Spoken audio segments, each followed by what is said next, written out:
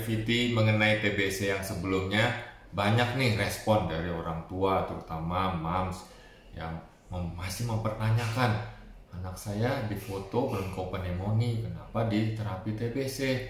Anak saya sudah di terapi TBC, kenapa beratnya nggak naik-naik ya? Nah, masih banyak hal lain lagi, dan ini juga sangat mengganggu emosi orang tua. Kok bisa sih anak saya kena TBC? Antara nggak percaya, ya, lalu yang nularin siapa? Nah, kenapa kok bisa kena TBC padahal dulu sudah di BCG? Nah, jadi kita harus hati-hati ya. TBC pada anak itu sulit ya kita mendiagnosanya, bahkan di antara dokter pun juga bisa berbeda pandangan.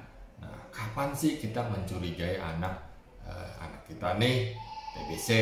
Nah, biasanya tuh TBC tuh gejalanya tuh mirip ya dengan penyakit yang lain.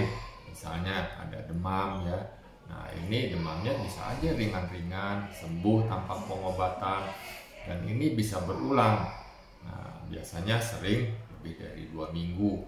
Disertai juga batuk-batuk nih yang lebih dari 2 minggu, apalagi kalau disertai dengan penurunan berat badan. Nah, kadang hanya beratnya nggak naik-naik, makannya banyak kok nggak naik-naik. Tapi jangan dibalik ya. Anaknya nggak mau makan, beratnya nggak naik-naik, batuk, panas, pasti TBC. Enggak ya, tentu ada beberapa langkah yang harus dilakukan. Nah, yang penting juga nih, coba dipikir-pikir, ada nggak orang dewasa yang sekiranya dicurigai TBC? Misalnya dia batuk, apalagi batuknya ada darah, berat badannya kurus, nah, mungkin itu TBC.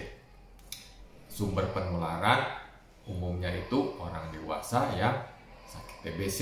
Pada anak-anak itu sangat jarang sekali menularkan TBC. Jadi udah tahu nih ya, kecurigaan anak kena TBC. Nah, lalu langkah apa yang dilakukan oleh dokter? Tentu saja dokter akan melakukan tanya jawab yang mendetail dari panasnya, berat badan, batuknya, dan tentu akan menanyakan ada nggak kontak orang dewasa yang TBC. Kalau itu ada, maka itu poinnya sangat penting sekali. Nah, tentu dokter juga akan menyingkirkan ada nggak sih sakit lain selain TBC, karena begitu kita udah diagnosa TBC, maka pengobatannya lama, minimal 6 bulan.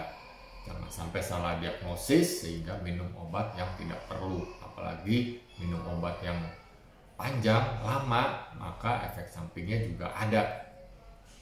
Nah, setelah anamnesa yang teliti, lalu melakukan pemeriksaan fisik juga harus lebih teliti lagi. Nah, lalu kalau masih kurang, maka dilakukan beberapa pemeriksaan penunjang. Misalnya foto ronsen paru-paru ya, paru-parunya di ronsen, lalu tes mantuk. Nah, mengenai tes mantuk ini disuntik ya di lengan, harus pas di kulit. Tandanya apa? Seperti kita digigit nyamuk. Jadi kalau pas di tes mantuk tidak timbul seperti gigitan nyamuk, nah harus diulang. Jadi pas dokter tes mantuk, coba lihat, kalau nggak bentol, minta dokternya ulang tes mantuk di sebelahnya. Dosisnya juga harus pas, 0,1 mm. Kalau dosisnya kurang, maka akurasi juga kurang. Nah, tes mantuk itu dibaca umur 48 sampai 72 jam sejak disuntik. Nah, yang dilihat itu bentolnya ya, bukan merahnya. Nah, dokternya itu akan mengukur diameter yang melintang di sini ya, melintang begini. Nah, kalau di atas 10 mm itu artinya positif. Tapi tidak semua yang positif itu pasti TBC ya. Saya ulang, tidak semua tes mantuk yang positif itu pasti TBC. Bisa aja dia dulu pernah di vaksin BCG, atau dulu pernah kontak kena kuman TBC dan dia sembuh, atau saat ini memang dia sedang kena TBC atau kena Mycobacterium non-tuberculosis. Nah, misalnya di peternakan, nah itu bisa aja Mycobacterium dari sapi.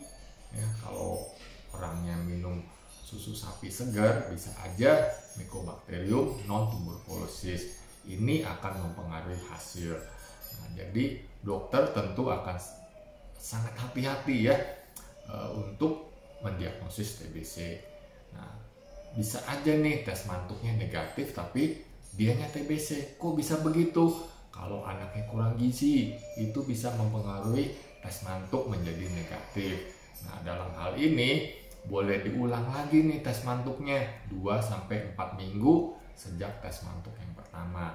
Akurasinya ini lebih bagus lagi karena obat PPD untuk tes mantuk ini mahal. Ya, nah boleh aja disimpan di kulkas untuk dipakai 2-4 minggu lagi. Masih bisa kok dipakai, jadi jangan langsung dibuang. Nah, begitu didiagnosa dan terbukti TBC, harus minum obat rutin ya 6 bulan. Jangan sampai putus obat, karena kalau diobatin biasanya tuh berat badan akan naik, nafsu makan akan membaik ya. Nah, hal-hal ini yang akan membuat orang tua, anak saya sudah sembuh nih, obat di stop. Nggak boleh ya. Kalau obat di stop, maka resiko terjadi kekebalan terhadap obat TBC itu lebih tinggi. Kalau kuman TBC-nya udah kebal dan menular ke orang lain, pengobatannya jauh lebih sulit lagi. Nah, mungkin ini yang dialami oleh orang tua nih. Anak saya diobatin TBC kok nggak baik-baik.